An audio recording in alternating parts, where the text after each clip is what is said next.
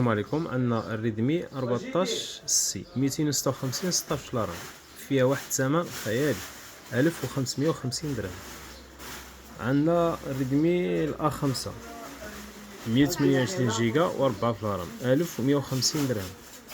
عندنا انفينكس سمارت 9 64 6 950 درهم.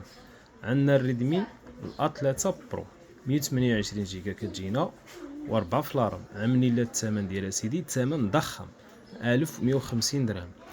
عندنا سامسونج اللي كيبغيها كلشي محبوبه عند الناس، الأ 16 128 جيجا و4 في الرام، وكتجينا بانطايا سوبر اموليد، عاملين لها سيدي 1400 درهم، ما تلقاش هاد الثمن هذا.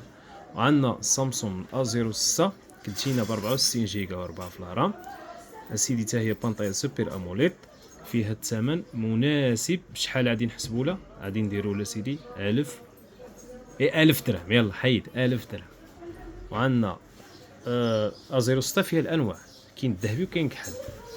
وعندنا حتى هذه ريدمي أ 5 128 جيجا و4 في الرام 1150 درهم.